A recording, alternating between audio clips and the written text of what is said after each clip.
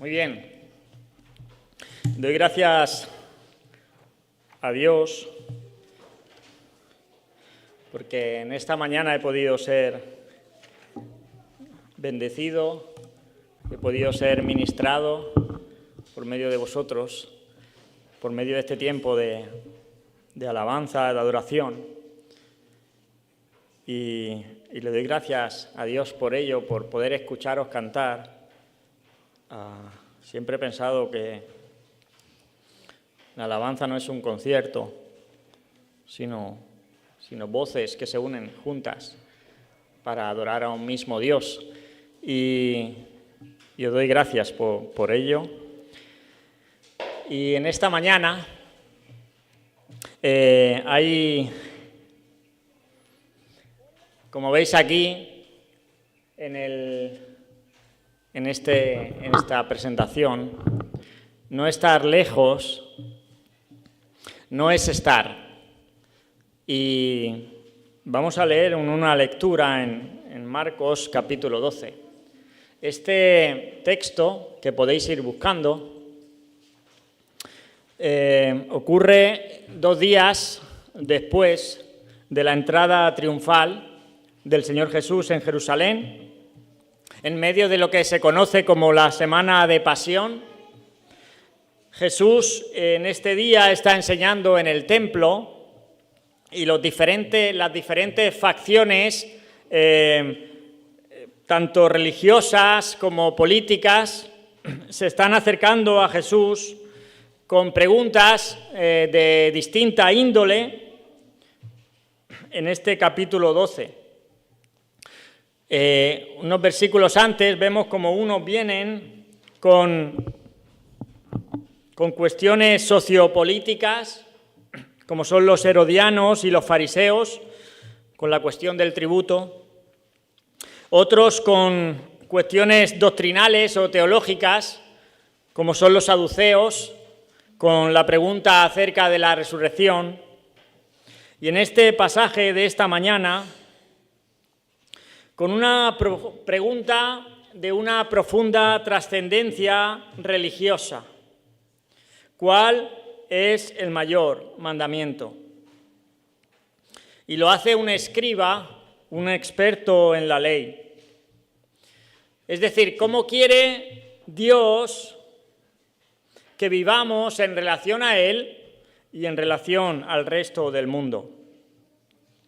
Y en medio de este pasaje del capítulo 12 de Marcos, del versículo 28 al 34, me llamaba la atención especialmente una frase que es la que da nombre al título de este mensaje, que el Señor le dice a este escriba experto en la ley. El Señor le dice: no estás lejos del reino de Dios. Aparentemente, a primera vista, puede sonar una frase positiva, sobre todo en contraste con los episodios anteriores que hemos mencionado, pero no estar lejos del reino de Dios no es estar dentro. De hecho, es estar todavía fuera de Él.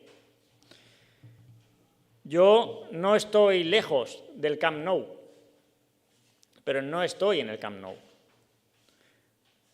Y uno de los mayores problemas que el Señor Jesús quiere exponer es que aunque son muy religiosos o eran muy religiosos, aún estaban muy lejos de Dios. Y vamos a tratar de ver en este texto que vamos a leer ahora qué significa esto que dijo Jesús, especialmente por si hubiera alguien aquí en esta mañana, y me alegra ver caras nuevas, que se pueda encontrar en la misma situación, cerca, pero no dentro. Vamos a leer el pasaje de Marcos 12, versículo 28. Acercándose uno de los escribas que los había oído disputar y sabía que les había respondido bien, le preguntó: ¿Cuál es el primer mandamiento de todos? Jesús le respondió, el primer mandamiento de todos es: oye, Israel, el Señor nuestro Dios, el Señor uno es. Y amarás al Señor tu Dios con todo tu corazón y con toda tu alma, y con toda tu mente y con todas tus fuerzas. Este es el principal mandamiento. Y el segundo es semejante: amarás a tu prójimo como a ti mismo. No hay otro mandamiento mayor que estos. Entonces el escriba le dijo: bien, maestro, ¿verdad has dicho? Que uno es Dios y no hay otro fuera de él. Y el amarle con todo el corazón y con todo el entendimiento y con toda el alma y con todas las fuerzas, y amar al prójimo como a uno mismo, es más que todos los holocaustos y sacrificios. Jesús entonces, viendo que había respondido sabiamente, le dijo: no estás lejos del reino de Dios. Y ya ninguno osaba preguntarle. Hasta aquí la lectura en esta mañana, y voy a intentar dividir este pasaje en 3 puntos. El primero es la pregunta. El segundo va a ser la respuesta del Señor Jesús. Y el tercero va a ser la decisión. Vamos a ver la pregunta en el versículo 28, la hemos leído, dice: ¿cuál? ¿Cuál es el primer mandamiento de todos? Y en los tiempos de Jesús, los maestros, los religiosos, los expertos en la ley, se habían entregado a un legalismo increíblemente detallista. Les encantaba discutir y hacían grandes debates sobre esto. Habían 613 preceptos y leyes en la ley de Moisés, de los cuales 248 eran positivos, es decir, eran cosas que tenías que hacer, y 365 eran negativos, cosas que no tenías que hacer. Y los líderes en aquella época intentaban distinguir entre los más y los menos importantes.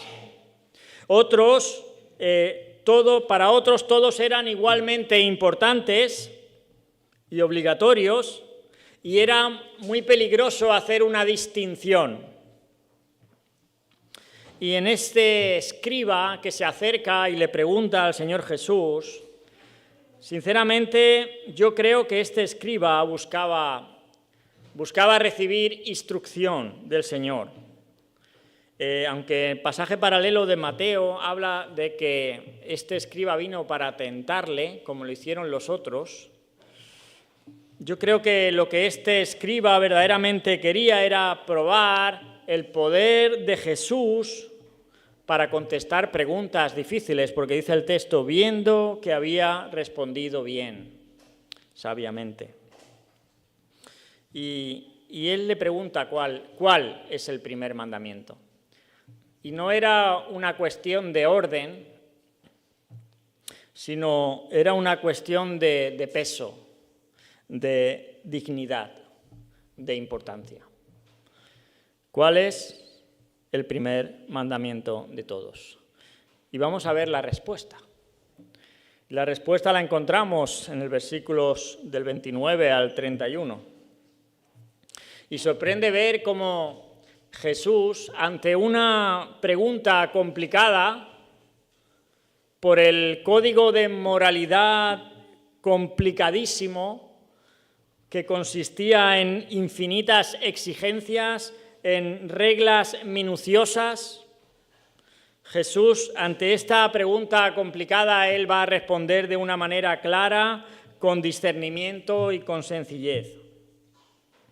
Y Jesús afirma que el deber de todo hombre, que el compendio de la obligación moral, que la esencia de la ley divina se sintetiza y se expresa en una sola palabra: amor.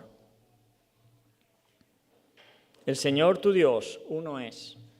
Y amarás al Señor tu Dios con todo tu corazón, con toda tu alma, y con toda tu mente y con todas tus fuerzas. Este es el principal mandamiento, y el segundo es semejante: amarás a tu prójimo como a ti mismo. Jesús resume y resumió toda la ley en una sola palabra: amor, practicada en dos direcciones. El amar a Dios, sacada directamente de lo que ellos conocían como el Shema, en Deuteronomio 6:5, algo que les era muy común, puesto que esta oración, la Shema del versículo 30, era algo que ellos repetían 2 veces al día, una vez por la mañana y otra vez por la tarde.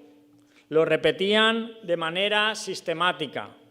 Deuteronomio 6, capítulo 5. Y la segunda dirección era el amor al prójimo. Versículo sacado de Levítico 19, 18. De manera que lo que Jesús está afirmando de alguna forma es que todos los problemas morales y todas las obligaciones morales se pueden reducir e incluir en el simple e incontestable principio del amor.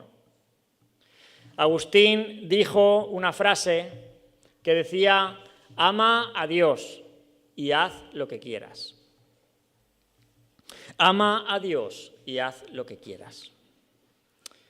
Porque cuando el mandamiento de amar a Dios impera en nuestro espíritu, genera o engendra una disposición correcta para cumplir cualquier otro deber. Si amamos a Dios de todo corazón, no habrá lugar para rivales de Dios en el trono de nuestro ser. El primer mandamiento de todos es: oye Israel, el Señor nuestro Dios, el Señor, uno es. No habrá otros rivales para Dios en el trono de nuestro ser. Versículo 30, y dice: amarás al Señor con todo tu corazón, y con toda tu alma, y con toda tu mente, y con todas tus fuerzas.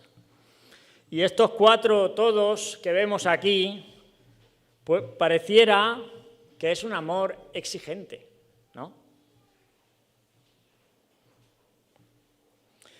Alguien dijo que el amor que se demanda en este mandamiento es un amor que domina nuestras emociones, dirige nuestros pensamientos y es la fuerza que mueve todas nuestras acciones.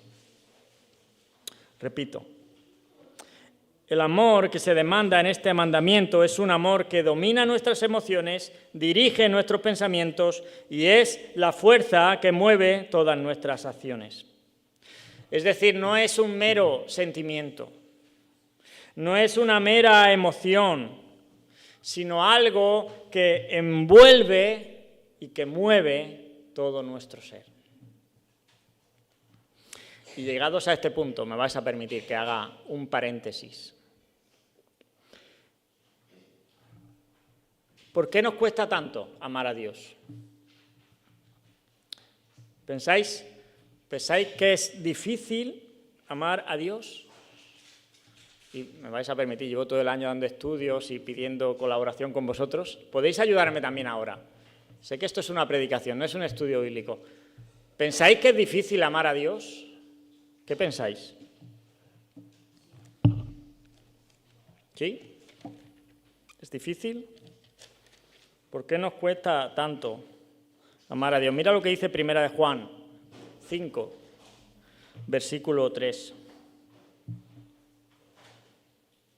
Pues este es el amor a Dios, que guardemos sus mandamientos, y sus mandamientos no son gravosos. ¿Cuándo fue la última vez que mentiste? ¿Que codiciaste? que miraste a una mujer o un hombre para desearla? ¿Cuándo fue la última vez que actuaste sin tener en cuenta a Dios? Que no le diste la gloria, que no le diste la adoración que Él merece. ¿Es difícil amar a Dios? Dice Juan que amar a Dios es guardar sus mandamientos. Y dice que sus mandamientos no son gravosos. Otra versión dice no son difíciles de cumplir.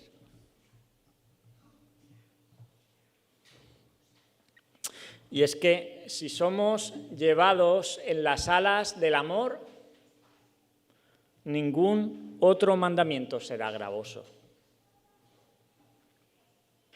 Y además mira lo que dice el Salmo 19 acerca de los mandamientos del Señor. Salmo 19.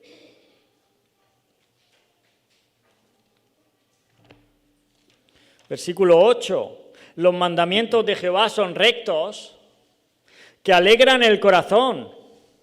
El precepto de Jehová es puro, que alumbra a los ojos. Versículo 10. Deseables son más que el oro y más que mucho oro afinado y dulces más que la miel y la que destila del panal. Si los mandamientos del Señor son buenos, son rectos, que alegran el corazón, deseables más que el oro y más dulces que la miel. Es decir, que los mandamientos del Señor no es algo que debería causarnos congoja, fatiga, molestia. No son malos mandamientos, no son mandamientos caprichosos o egoístas, son para nuestro bien. Y además, cuando has probado la obediencia, te das cuenta, dice, esto fue bueno para mí. Esto fue bueno para mí. Entonces, vuelvo a la pregunta. ¿Por qué es tan difícil amar a Dios? Guardar sus mandamientos. Perdóname que se ha ido la llamada.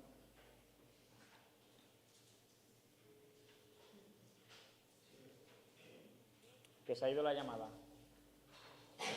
Soy Jacob. ¿Te dejo la llamada puesta? Ah, vale, pues nada, luego ya te lo paso. Vale, hasta luego. Es que no lo oye bien. Bueno. Perdón. ¿Por qué decíamos que es difícil amar a Dios, cumplir sus mandamientos? Si Dios es fiel, hemos cantado en esta mañana, Señor, tú eres fiel. ¿Cuánto cuesta hoy día encontrar a una persona fiel? Y Dios es fiel, quiere nuestro bien y que sus mandamientos no son gravosos. ¿Por qué nos cuesta tanto?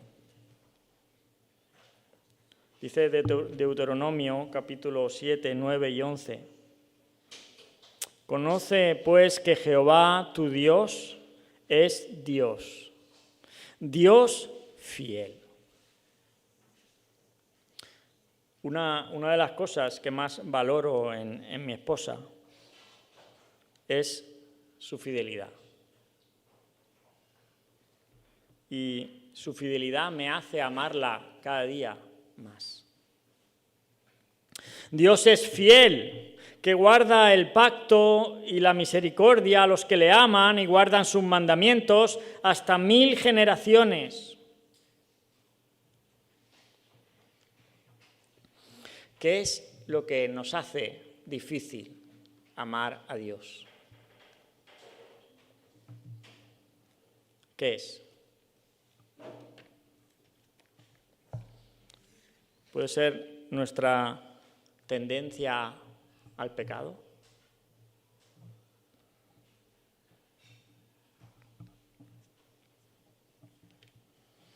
¿Por qué puede el pecado más que Dios?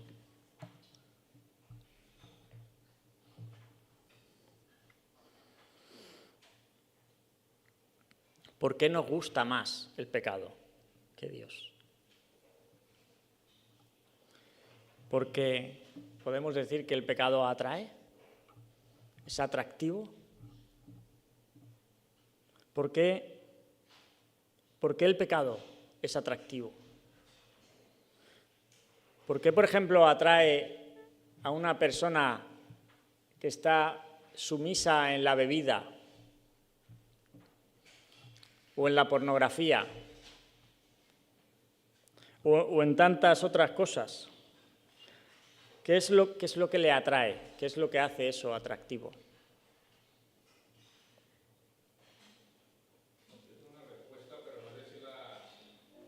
Bueno, creo que el obedecer a Dios también se ve como coaccionar nuestra libertad. pero ¿por qué es lo que hace a un hombre que está sumido en la bebida valorar que eso es atractivo para seguir ahí dentro?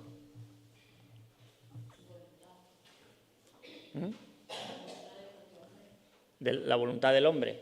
Pero ¿por qué sabe que es atractivo eso?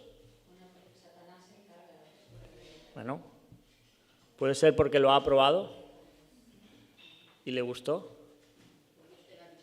Lo probaste y te gusta. Sentiste cierto placer, al menos en ese momento. Es decir, hay un conocimiento de por medio de que el pecado tiene cierto placer, porque lo probaste. Entonces, lo que hace difícil amar a Dios es que no lo hemos gustado, que no lo conocemos lo suficiente. Lo que prueba lo pequeño de nuestro amor a Dios es nuestro poco conocimiento de Él. Si dedicáramos más tiempo a conocer a Dios, más fácil sería amarle.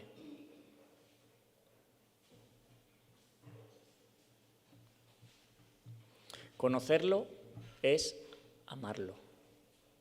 Pero ¿cómo puedo amarlo si no lo conozco? Nada puede estar en el corazón que no esté primero en la mente. No puedes amar lo que no conoces. Y cierro paréntesis.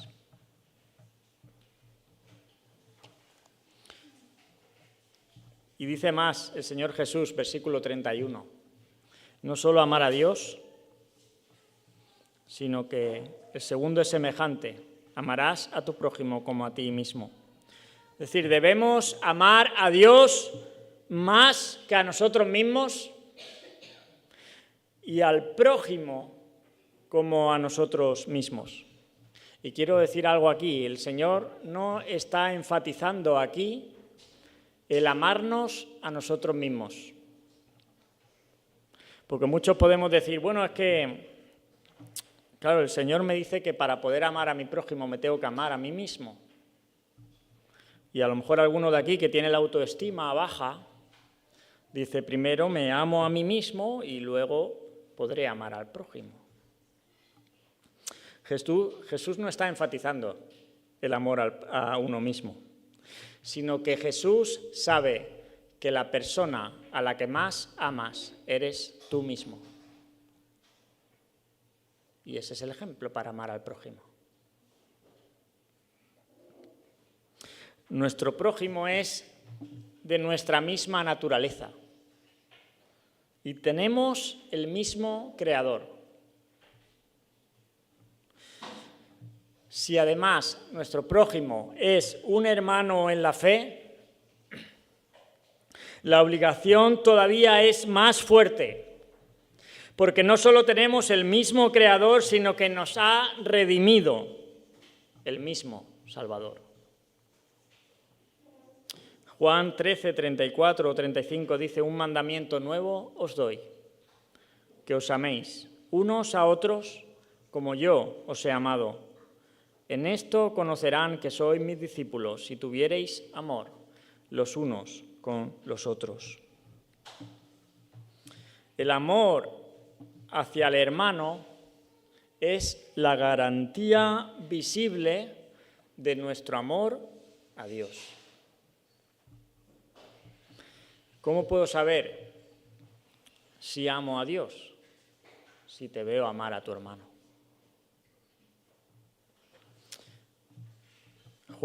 Primera de Juan también tiene 4, Primera de Juan 4, versículo 20.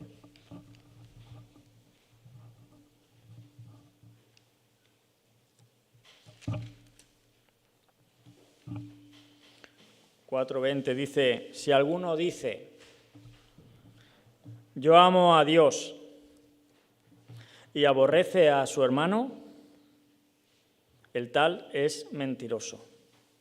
Pues el que no ama a su hermano a quien ha visto, ¿cómo puede amar a Dios a quien no ha visto? La garantía visible de nuestro amor a Dios es el amor a nuestro hermano.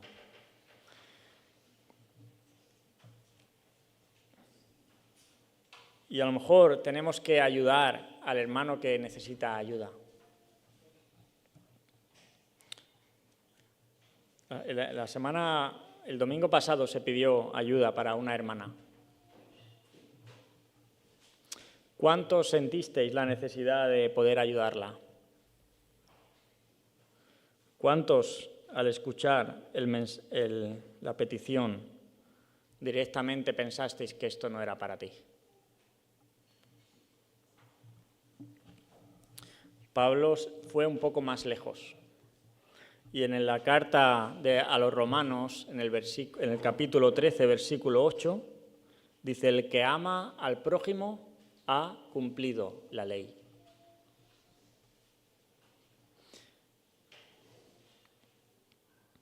¿Has solucionado ya las rencillas contra tu hermano?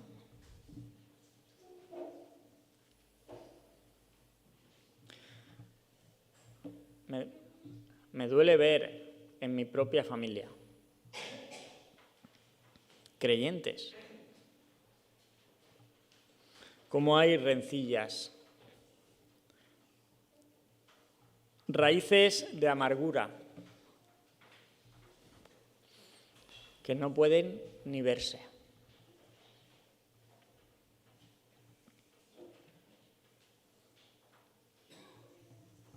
El que dice que ama a Dios y no ama a su hermano, el tal es mentiroso. Cuán difícil es amar a Dios y al prójimo. Pero esa es la respuesta.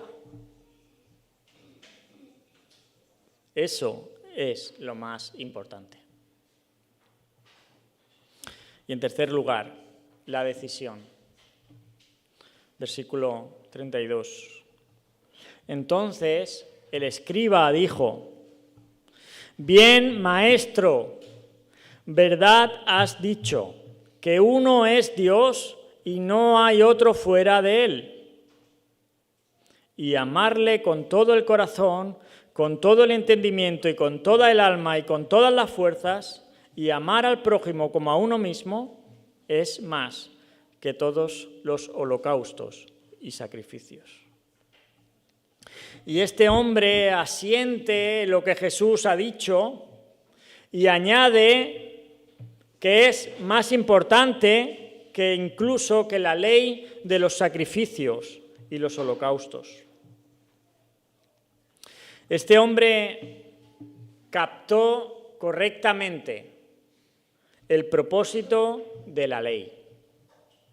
Entendió que el amor sincero es mejor que el cumplimiento externo y que la verdadera obediencia proviene del amor.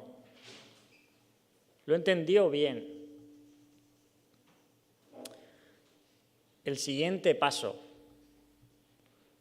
era poner su fe en Jesús mismo, ya que todo el Antiguo Testamento apuntaba a Él. Básicamente, confiar en Él. Y este era el paso más difícil. Y Jesús, versículo 34, le dice: no estás lejos del reino de Dios.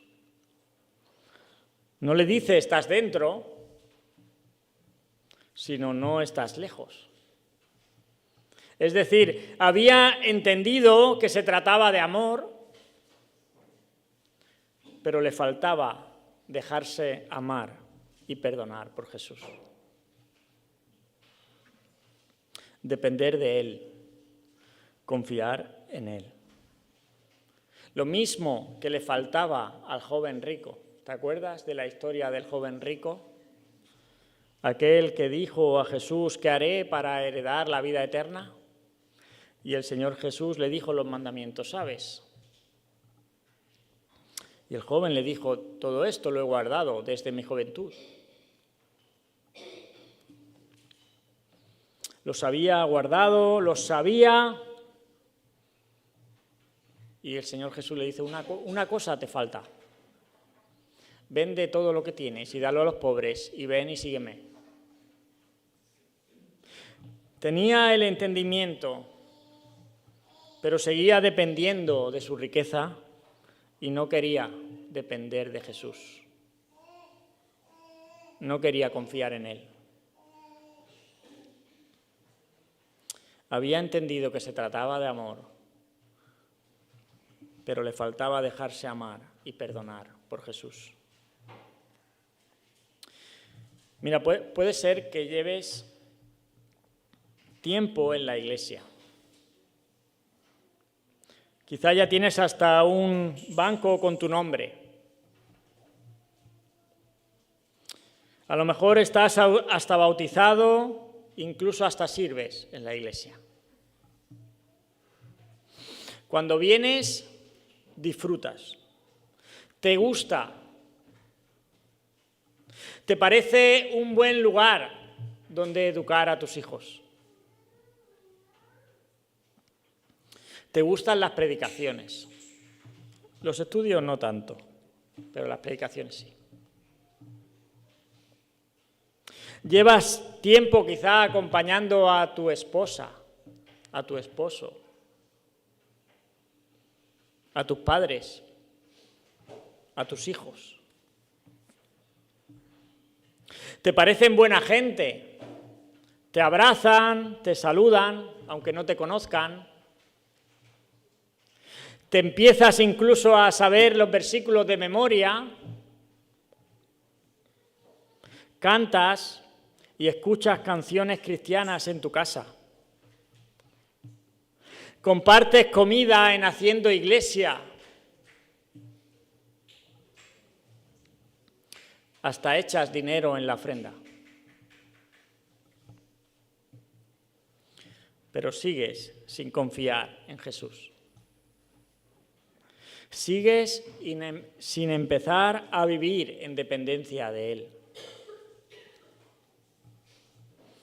Todavía no le amas sobre todas las cosas. Todavía no es tu Señor.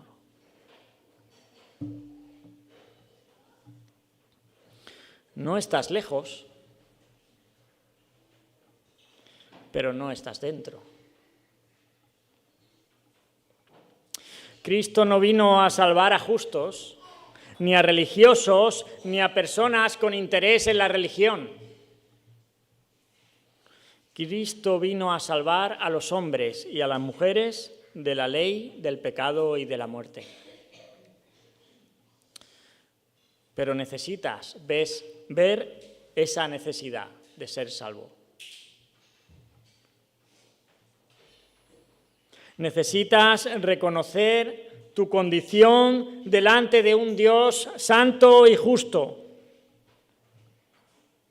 Necesitas clamar como no clamó aquel escriba.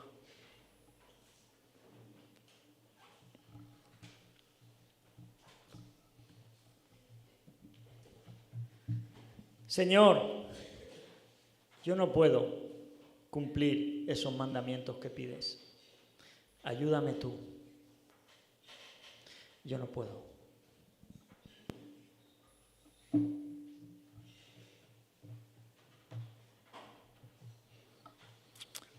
Todavía necesitas clamar, como no clamó el escriba. Si tu propósito es cumplir la ley y los mandamientos por tus propias fuerzas, nunca verás la necesidad de ese Redentor provisto por Dios. Alguien dijo que la religión que no revela la necesidad que tiene el hombre de Dios será la misma religión la que nos mantendrá alejados de Dios mismo. Repito, la religión que no revela la necesidad que tiene el hombre de Dios será la misma religión la que nos mantendrá alejados de Dios mismo.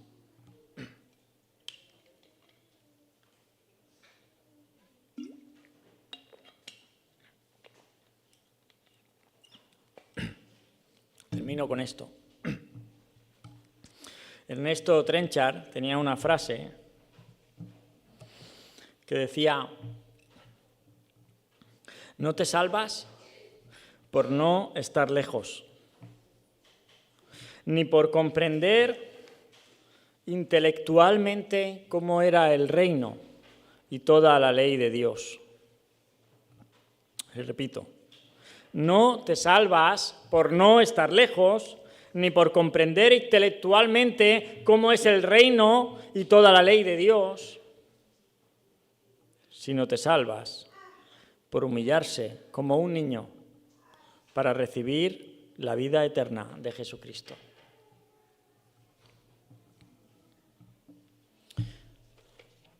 Quiero dirigirme ahora a aquellos que no han entregado todavía su vida a Jesús. ¿Qué vas a hacer? ¿Te vas a conformar con no estar lejos del reino? Eso es quedarse fuera. Tu conocimiento de las cosas de Dios, por profundo que sea, no te va a hacer que entres en el reino de Dios, ni que escuches ahí sentado con mayor o menor agrado el Evangelio. Arrepiéntete y cree en el Evangelio, con un corazón contrito y humillado que Dios no despreciará. Y empieza a amar a Dios con todo tu corazón, con toda tu alma, con toda tu mente y con todas tus fuerzas, y a tu prójimo como a ti mismo. Que tu visión de ti mismo no te mantenga alejado de Dios. No te conformes con no estar lejos. Y me dirijo ahora a aquellos que hemos abrazado el Evangelio. Si detrás de nuestra fe no hay un genuino amor hacia Dios y hacia nuestro prójimo, si no hay una obediencia gozosa y dispuesta, si no hay un corazón bondadoso hacia el hermano, nuestra fe es solo un ritual muerto. Es como una cáscara de nuez vacía. Es como un matrimonio donde el amor hace mucho tiempo que ya no está. una fe vacía. Como se nos exhortaba la semana pasada, ocupaos en vuestra salvación. Empecemos a vivir la vida de Jesús. Empecemos a reflejar a Jesús en nuestra vida. Que nuestra fe no sea una fe vacía, sino una fe gozosa, que se goza en la obediencia, en amar a Dios sobre todas las cosas, en guardar sus mandamientos. Que va a ser difícil, pero con Dios todo es más fácil. Voy a terminar con una oración. Quizá puedas pensar en esto en esta mañana. No estar lejos no es estar dentro. Querido Dios y Padre, cuando venimos delante de tu palabra, nos damos cuenta, Señor, de lo difícil para nosotros que es amarte. Cuando vivimos en este mundo con tantas cosas que nos quieren distraer, que quieren llamar nuestra atención, nos damos cuenta que no es difícil, que es muy difícil amarte. Señor, y estamos tan centrados en uno mismo que nos olvidamos del que está a nuestro lado, que también necesita ayuda, que necesita ser amado por nosotros. Señor, yo quiero que tú nos ayudes para que puedas, también como se nos decía este jueves, puedas ir perfeccionando la obra que has empezado en nosotros. Señor, y por aquellos que hace mucho tiempo que vienen a este lugar, que escuchan el mensaje del Evangelio cada domingo, que les parece un buen lugar donde estar, pero que todavía no han rendido su vida a ti. Señor, aquellos que no están lejos, queremos que estén dentro. Queremos que tú les hables al corazón, que ellos puedan dejarse amar por Jesús y dejarse perdonar, porque no hay mochilas. A veces nos ponemos mochilas, Señor, y pensamos que tú no vas a perdonar esa mochila que yo llevo. Cuán equivocados estamos, Señor, a veces. Señor, pedimos que tu Espíritu sea en medio nuestro, que sea tocando los corazones, Señor. Y si alguien esta mañana necesita sentirse perdonado por ti, que tú le puedas tocar el corazón. Señor, bendice este tiempo, bendice a cada persona que está en este lugar, bendice a los que no han podido estar con nosotros, Señor. Y te pedimos también que nos lleves con tu paz y tu bendición también luego a nuestros hogares. Gracias te damos por todo, en el nombre del Señor Jesús. Amén. Amén.